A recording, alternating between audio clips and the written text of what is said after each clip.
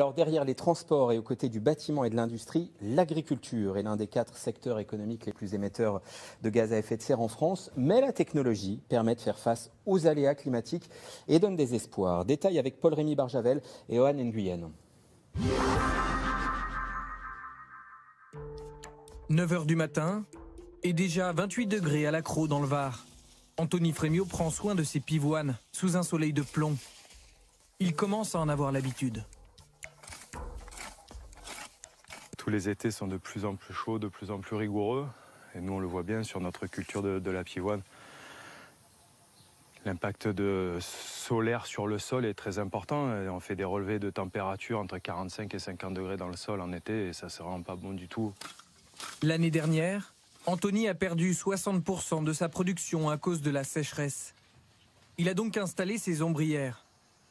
Des panneaux photovoltaïques intelligents qui se déploient ou se rétractent pour protéger les plantes du soleil et recréer le microclimat idéal dont elles ont besoin. Résultat, moins de pertes et des pivoines de meilleure qualité. Leurs tiges, par exemple, sont plus longues.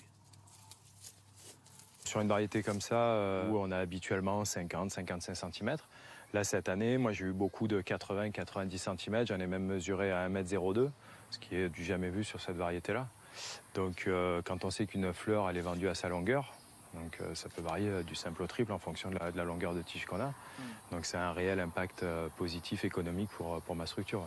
Ce système d'ombrage intelligent est piloté à distance grâce à de nombreux capteurs qui envoient des données en temps réel dans cette start-up située à Aix-en-Provence. Ici, les informations de terrain sont analysées et mises en perspective. On voit les conditions de vent qui sont très faibles. On a nos remontées de pluie avec le pluviomètre. L'idée, anticiper les besoins de la plante et les risques climatiques grâce à l'intelligence artificielle. On emmagasine environ 16 millions de données brutes par an et par site. Toutes ces données, il faut bien les traiter et il faut pouvoir en tirer justement des données générales, des modèles.